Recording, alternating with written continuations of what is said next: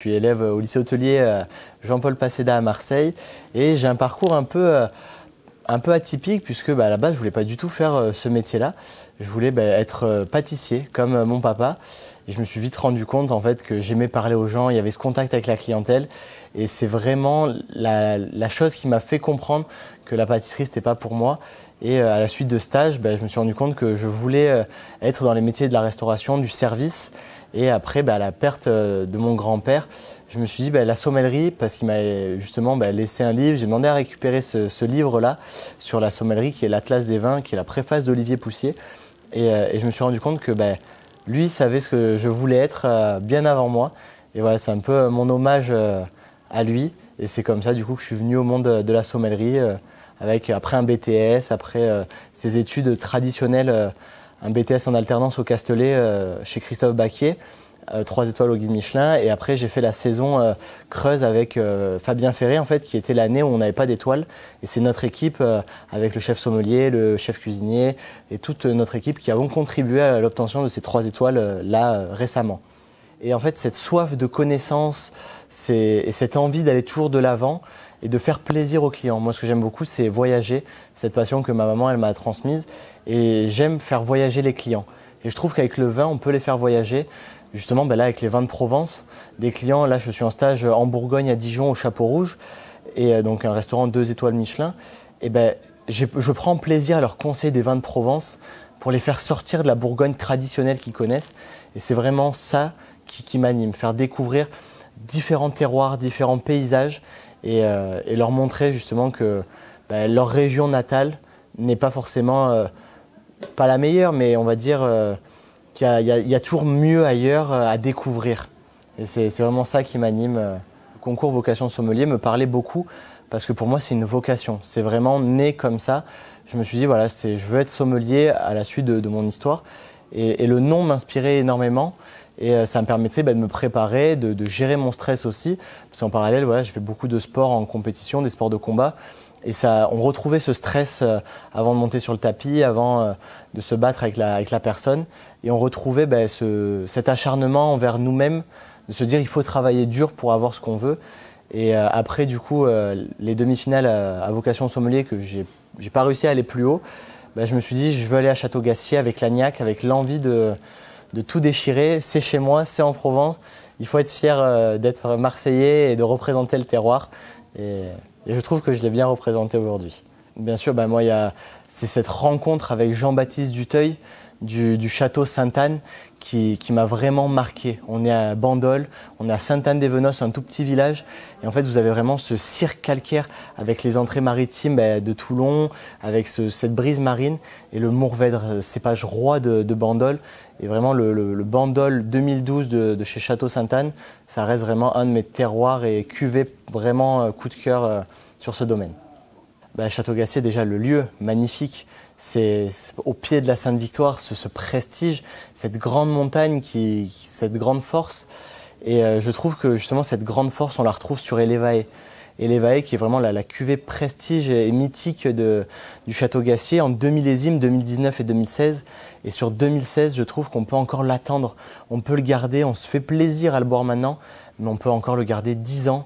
Et je pense que dans 10 ans, on aura à la fois cette minéralité, cette force, et vraiment ça sera là où on se dira, là le terroir Côte de Provence Sainte-Victoire, et bientôt peut-être cru Sainte-Victoire rosé, on se dira là c'est vraiment, on est vraiment dans quelque chose de très grand.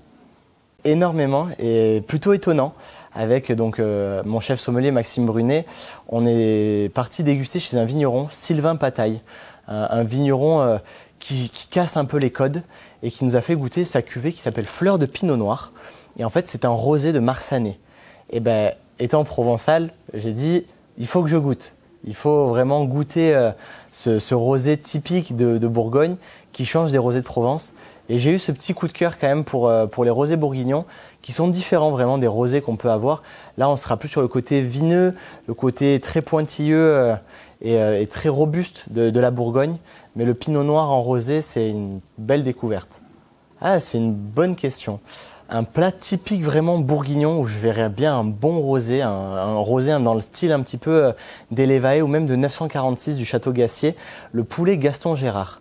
Le poulet Gaston Gérard, pour l'histoire, en fait, c'est un plat typique dijonnais, puisque Gaston Gérard, c'était un maire de Dijon dans les années 1930.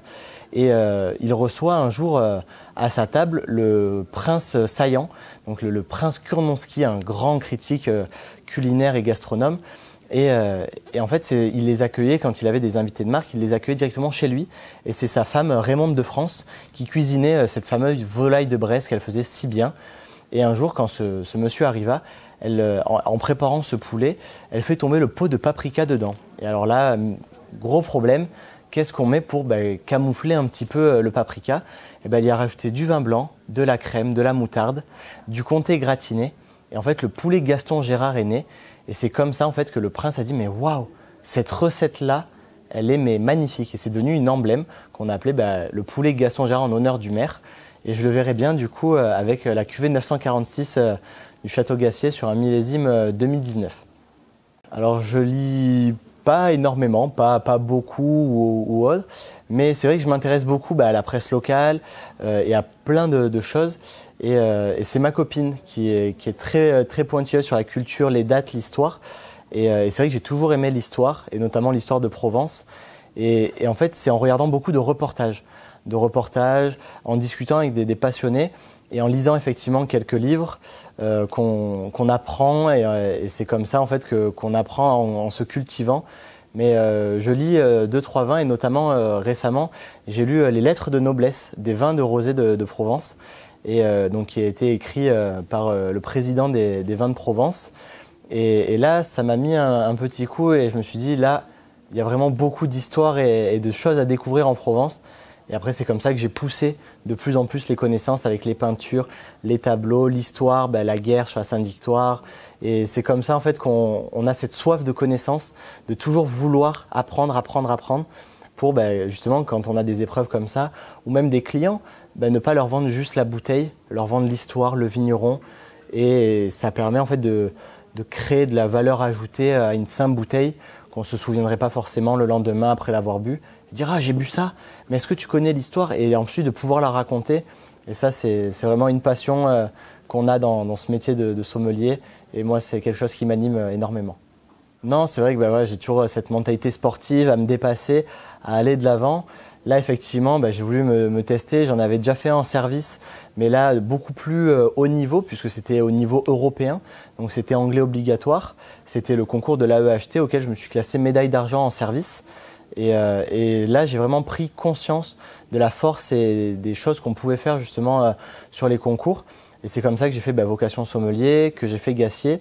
Et plus tard, j'aimerais toujours continuer à développer ces connaissances et pourquoi pas faire un meilleur jeune sommelier de France, meilleur sommelier de France ou même le concours d'un des meilleurs ouvriers de France. Ça serait pour moi le Graal de pouvoir être maître sommelier un jour et avoir cette grappe en or et ce joli collier du prestige des meilleurs ouvriers de France. Tout d'abord, Xavier Tuzat, grand monsieur. Sur le palmarès, il y a peu de grands chefs sommeliers ont ce palmarès. Et c'est ce que j'ai eu la chance de pouvoir discuter avec lui seul à seul.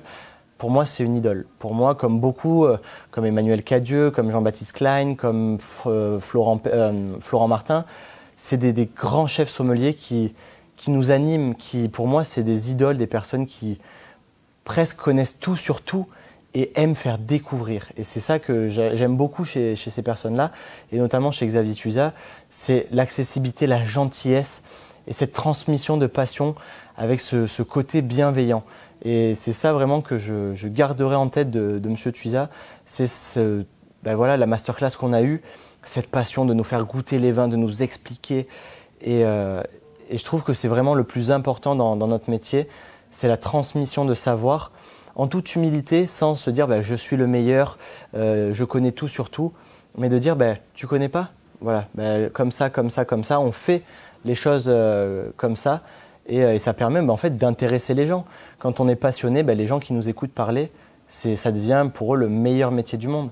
Et moi je le vois quand je parle du vin autour de moi, on me dit mais waouh, t'es passionné et c'est beau, et ça nous donne envie justement de découvrir le vin et que tu nous l'expliques. Et pour moi ça c'est l'une de mes plus grandes fiertés, c'est d'essayer de faire découvrir le monde du vin, les vignerons au plus grand nombre. Et c'est la mentalité en fait que l'union de la sommellerie française partage avec tous ses membres. Et je trouve que c'est une grande famille, mais très chaleureuse et petite, je dirais, par les connaissances. Tout le monde se connaît. Et donc en fait, j'ai travaillé là. Je le connais très bien, très bon chef sommelier. Et c'est comme ça en fait que on se sent accueilli dans la famille des sommeliers.